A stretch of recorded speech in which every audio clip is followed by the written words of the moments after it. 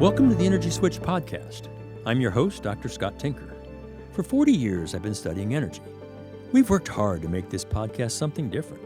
It's focused exclusively on the intersection of energy and climate. We dig deep with two world-renowned experts, often with differing opinions.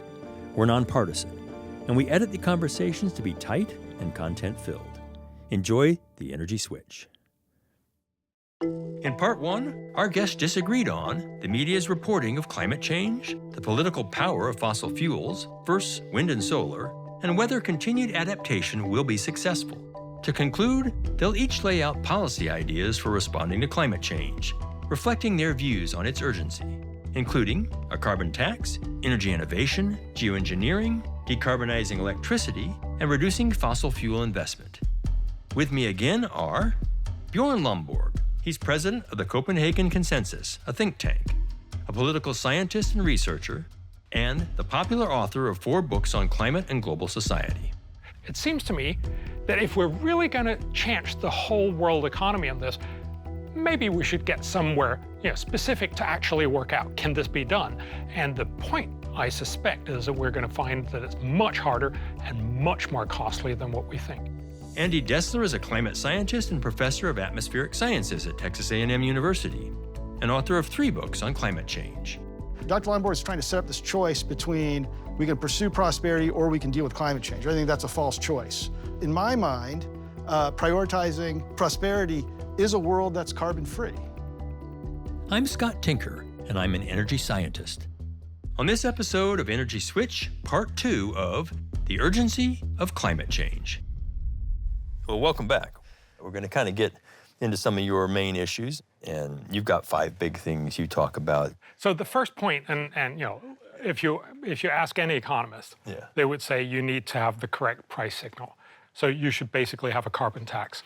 The newest sort of estimate seems to indicate that perhaps it should be in the order of $20, $30 per ton of CO2. Yeah. The Biden administration is inching upwards of $100, maybe even $180. But what is important to recognize is almost nobody does this. Most rich countries have some carbon taxes, but very inconsistently placed, and poor countries, virtually nothing. So we would definitely agree that you need to do more. We should also recognize that any sort of realistic carbon tax, because this is a politically very, very infected area, is not going to be the main part. Yeah, thoughts on carbon tax? Yeah, I think we agree on this. I think the mainstream economic view is closer to $200 a ton, if you look at some review articles that have come out. Mm-hmm. But we just need something that once you put something in there, what you're going to find out is it's much easier to switch away from emitting carbon than people say. The problem, of course, is you run into the political problems. There's this idea that tax is bad, and certainly taxes on some things are bad, but if you tax something you want to get rid of, that's a good thing. So you tax carbon because you want to get rid of it, and it's just really an issue about battling the entrenched interests that have no interest in phasing out fossil fuels. While this is a theoretically correct argument, I think we both agree this should be happening. By far, and that's my second point, by far the best way to solve climate change is by making green energy cheaper. That happens through innovation. If we can innovate green energy to be cheaper than fossil fuels, and green means low emissions. Yes. Right. If you think about in the 1950s, Los Angeles was a terribly, terribly polluted place, mostly because of cars.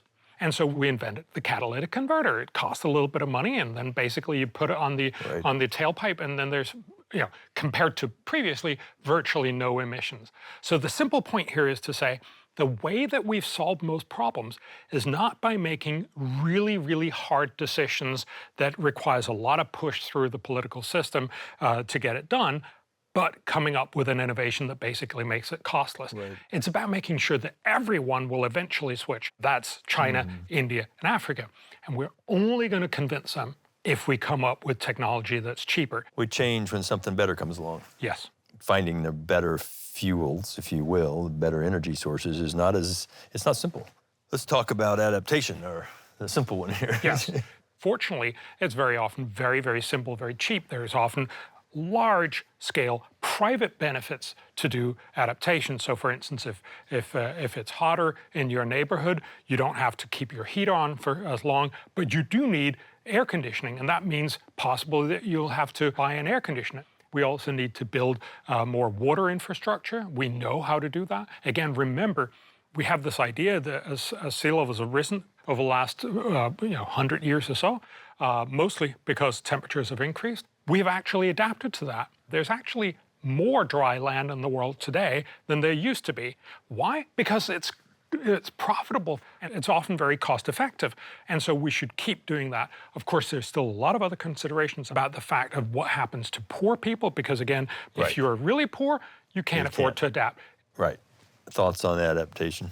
You know, again, this idea that we can easily adapt, I think, is just absolutely, it's just fairy dust. You know, you see us not adapting. So, you know, Dr. Lomborg, we talked about air conditioners previously. He said, you know, people will adapt. They will buy air conditioners. Okay, so let's imagine they buy air conditioners. They're quite a bit poorer now because they're spending money they could have spent on tuition or starting a business. But now they've got to build a seawall. Where's that money going to come from? Now we have to build stormwater infrastructure. Okay, well, you know, how much is that going to cost? Now, clearly, if that were the only option, we would have to do that. But again, you always have to say there's another adaptation, and that's the adaptation to a world without fossil fuels. And let's avoid the political issues and just look at the economics. And that's going to turn out to be a world that's actually a lot cheaper. Why do you think that? Okay, so fantastic question. So let's talk about how the Texas grid operates. Your number one energy source is wind and solar, because those are basically free. So anytime they're available, you're using those. The sun and the wind are free. The sun and the wind, but yes. the turbines and panels aren't. No. I mean, the marginal cost is zero. Once you build them, anytime the sun's shining or the wind's blowing, you're cranking that power. Right. Now, as everybody knows, I've been told many times on Twitter, the sun doesn't shine all the time, the wind doesn't blow all the time. So you need to have dispatchable power that can make up for that. And in Texas, that's almost always natural gas. Mm-hmm. And natural gas is expensive. Its marginal cost is not zero. So every unit of natural gas you buy, you have to pay for. And you might say, wow, that's expensive, because you have to have natural gas plants and you have to have wind and solar plants. And it turns out it's not expensive because building natural gas plants is cheap. When you buy electricity from natural gas, you're mainly paying for the gas. And that allows, for example, these peaker plants. These peaker plants run 10% of the time. It's like 1,000 hours, 1,200 hours a year. And they still make money because they're running at times you really need the power, so they get paid for it. It's not the case that you have to pay for two energy systems, so it's doubling your price. Your thoughts on that? The short version is, Andy is absolutely right, that you don't need to pay twice. But it's still true that you need to have almost 100% gas turbines if that's going to be your backup. And actually much more than 100% solar and wind, because they don't run all the time. And those are reasonably expensive. But the real point here is, and this is what worries me a lot, people will argue, oh, we can build this beautiful system and it's going to cost almost nothing. If you look at all the nations have actually tried to do it, so Britain, Germany, there's enormous costs. And we're nowhere near these costs. Now, obviously, one of the points, for instance, in Germany is that they incomprehensibly decided to say, we're also going to get rid of all the nuclear power plants. That's just stupid beyond belief, and I'm pretty sure that you and I would perfectly agree on that, right? Yeah. Yes. Yeah. So the problem is, frustratingly, politicians will do incredibly stupid things. It seems to me that if we're really going to change the whole world economy on this, maybe we should get somewhere specific to actually work out, can this be done? And the point, I suspect, is that we're going to find that it's much harder and much more costly than what we think. It is being done in a few places. Can I just, I'm very short. This will be very short. Sure. You know, I think that Dr. Lomborg really applies a double standard to his adaptation to climate impacts and energy. He's very skeptical that we can do stuff with energy. I think that if you want to apply skepticism to energy, and that's fine, you have to apply skepticism to adaptation. Maybe the two of us need to combine our skepticism a little bit, because I'm very skeptical about adaptation. You're very skeptical about energy. I think that it's not nearly as clear-cut as you seem to think. Geoengineering, what is it? So geoengineering is essentially the idea of putting, if you will, sunshades on the world. The big problem is that climate change is essentially an imbalance between the influx from the sun and then the outpouring of energy. And because CO2 essentially acts as an insulator, if you will, it keeps a little more of the heat in there. If we could avoid a little bit of the sun coming in, we could essentially outweigh the whole problem of climate change. We looked at an idea of creating whiter clouds in the Pacific. Whiter clouds will reflect sunlight back and will essentially reduce the temperature on the planet. Do we know this works? We kind of do. But do we know all the bad side effects? No, we don't at all. So you can ramp it up quickly and you could ramp it down quickly? If you start doing it, you need to keep on doing it. Yeah. So what we're saying is we shouldn't start doing this because this is dangerous in a lot of different ways and we want to know what works. But we should be looking into it. Right. Because you could avoid all of the temperature rise in the 21st century for about $10 billion. That's 1,000 times or more cheaper than anything else we're talking about, probably much, much more than that. Yeah, interesting. Thoughts on geoengineering? I think he said it perfectly. We should be researching it, but I don't know anybody that says that should be how we deal with climate change, and I think that's appropriate. Interesting.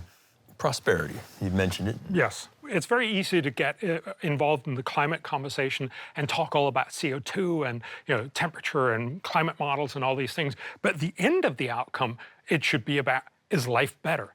Obviously, if you're better off, if you're not in poverty, you're much better able to adapt, not just with climate, but with everything else, like bad education and infectious diseases and all these other things. And we often forget it because we get so wound up in just talking about CO2. Prosperity as a driver. Yeah, I mean, the reason we care about climate change, the reason we care about anything is, human prosperity and the value of the natural environment. I don't know anybody who doesn't agree with that. There probably is somebody. There probably are. There probably is somebody out there. Get rid of the humans. That's right. Life would be better for who? But I think that Dr. Lomborg is trying to set up this choice between we can pursue prosperity or we can deal with climate change. I think that's a false choice. In my mind, prioritizing prosperity is a world that's carbon-free. Now, what's the risk? We know what the floor is because the economic models that estimate the costs of climate impacts, they've done a heroic job of estimating certain things, but as they learn more, it's like, oh, we didn't include that, we didn't include that. The cost keeps going up. I talk to a lot of economists, and they say, we really don't know what the upper limit damage is. Now, what's the upper limit damage of switching to renewable energy? Maybe your energy prices go up a little bit, but there's nothing like the civilization-crushing impacts that could happen with 3 degrees of warming. 3 degrees C. 3 degrees Celsius, about 5 degrees Fahrenheit. Yeah. So Andy is absolutely right. We need to have a conversation about how damaging do we think it could be. So fundamentally, there is a real cost to climate change. There's a real cost to doing climate policy. Just to give you one example, going net zero in the 21st century, the net damage cost is, on average, per year, about 1%. Obviously, it escalates, so it gets worse towards the end of the century. 1% of GDP. The cost of doing this is about 8% of GDP. Or to put it differently, for every dollar we spend, we avoid about 17 cents of climate damage. That's a terrible investment. Yeah, so can I say something about this? Because I'm not an economist. Right. Dr. Lomborg's not an economist. We talk to economists, but nonetheless, let's go over a little bit about economic models and what goes in them. And let's compare them to physical climate models. So if I want to make a prediction of the physical climate, I know that the climate has to obey the fundamental laws of physics. And that's why climate models have done such a good job of reproducing the climate over the last 30 years. Economics, there are no theories. There is no data for 3 degrees or 2 degrees. So these models basically just make up what we call damage functions. And what they say is the damage goes as the temperature squared. But we don't know that. Maybe it goes as temperature cubed, or temperature to the 5th, or temperature to the 10th, meaning for every degree, you get much more damage. We simply don't know. And that's why Nordhaus says we're rolling the dice. I want to make sure I understand the language. You've said many times we've got to get rid of fossil fuels, but also it's the emissions are the challenge, or decarbonizing. Right. What's your thoughts there, decarbonizing the energy sector, and then you can kind of respond to that. So. Sure, I mean, carbon tax, we talked about carbon tax, that's certainly one way to do it. You also need targeted investments, and you need to, again, I've talked a lot about the power of organizations to tilt the market in their favor, even when the economics don't support it. In this case, fossil fuels, I think you've got to somehow figure out how to stop them from doing that. I mean, we agree on the goal because climate change is a problem, so decarbonizing the energy system is a good thing. The real question is how quickly can we do it? And I think the real point here is to say this is much, much more hard than I think anyone really realized. This is a small part of the solution, and this is only for electricity. Getting the rest of it, so the 80% that is not electricity, on electricity is going to be fantastically hard. I agree that decarbonization is going to be a challenge. It might be the hardest problem humanity's ever had to face, but the alternative is also the hardest problem we've ever had to face, which is how do we deal with what could be, I mean, again, 3 degrees Celsius, 5 degrees Fahrenheit, it's a geologically enormous amount of warming. The impacts could be incredibly difficult to deal with, and trying to adapt to that could also be incredibly hard. And I think the economists that represent the bulk of the economic thinking, maybe not Richard Toll, agree that the upside is essentially unlimited, that we just don't know how bad it's going to be. Yeah. Talk about... Sorry, I just have, because this is a great example of what we're talking about.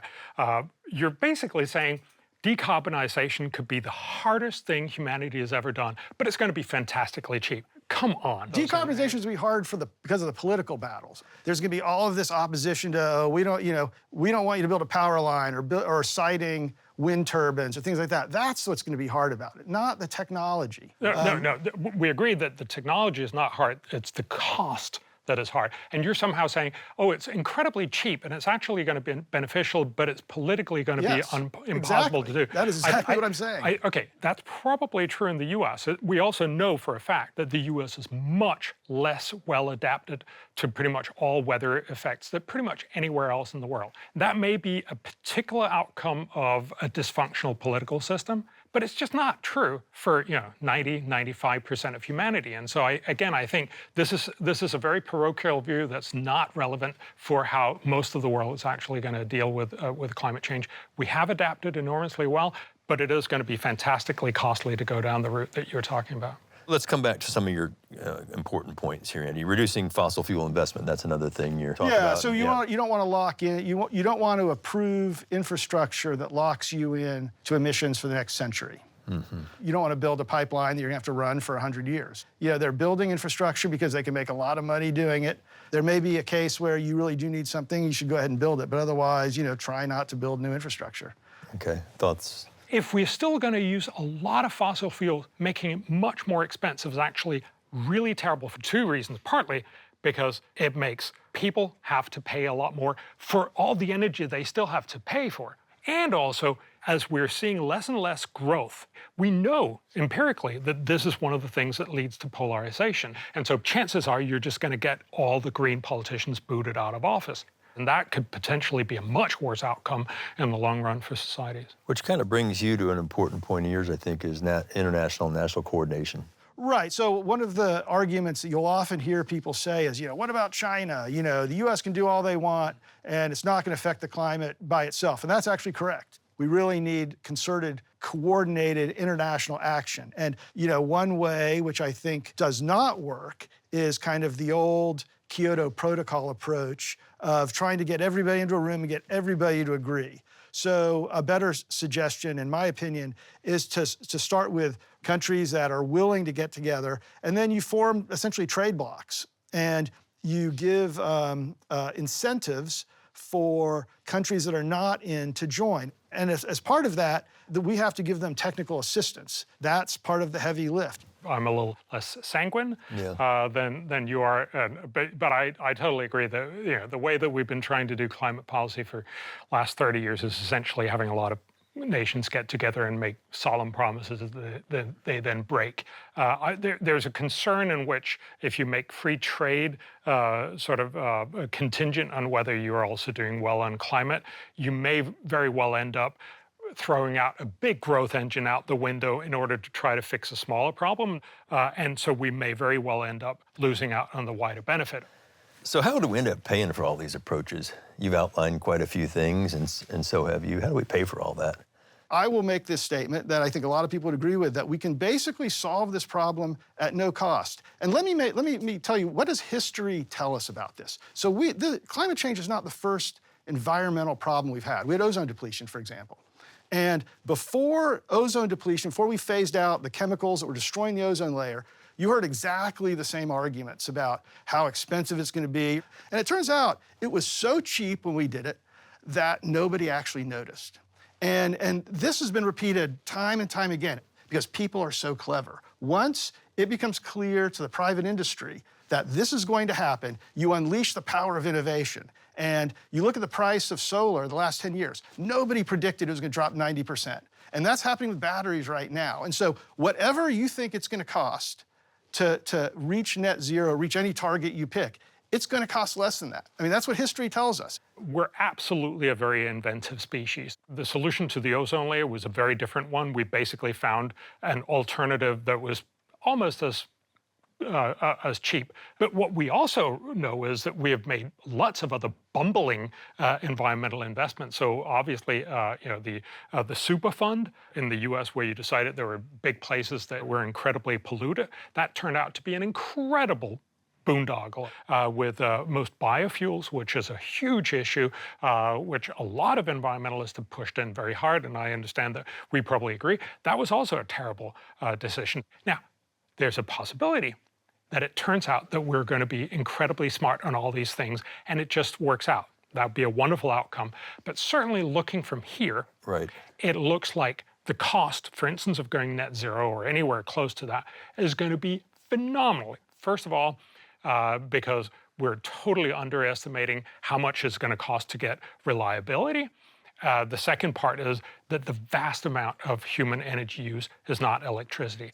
I'm going to ask you each to do something. A couple of things that you agree with Andy on in support, and then I'll come back to you and do the same thing. I think Andy and I agree on a lot more than what this conversation would probably let on. I mean, we agree climate change is real, it's man-made, it is an important problem, it is something we should fix. We agree that carbon tax could be a good way of solving it. Innovation is a great idea. We should also be focusing on adaptation.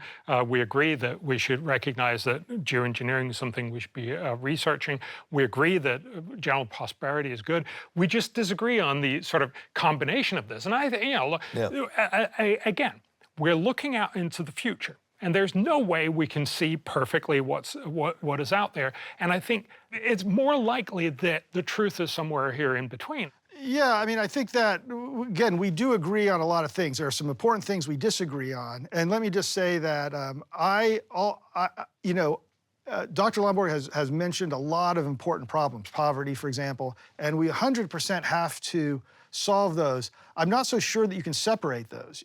Poverty and climate change, if in a worst case scenario, they're going to be a linked problem. And so I don't think you have to make a decision of these are the problems we're going to solve and we're not going to worry about this. You solve them all. I think the places where we disagree is there a chance that climate change could be really terrible? And I think that once you acknowledge that there's a chance, then you're no longer in cost-benefit space. You're in sort of risk management space where you have to use a different framework. And I really think that's probably the main place where we would disagree. I think we agree on most other stuff, but it's really that. And we probably disagree on the, maybe where renewables are right now. But I think I'm sort of surprised at all the things we do agree on. Yeah, that's good to hear. I think it's good for our viewers to hear too. Thank you. I appreciate you being here. Great thoughts and dialogue we've had. Scott Tinker, Energy Switch. In this episode, my guests agreed on some things, like a greater focus on new energy innovation to try to drive down costs, and more research in geoengineering, which might reduce warming more cheaply than remaking our energy system, though many engineers worry about its potential risks. They agreed on a carbon tax, though some economists do not, but disagreed on its price. They disagreed again on adaptation. Andy says we can't afford to adapt, but can afford to decarbonize. Bjorn countered that countries that have tried found it very expensive, and that was only for electricity, not the other 80% of our energy. Andy wants to reduce new fossil fuel investment.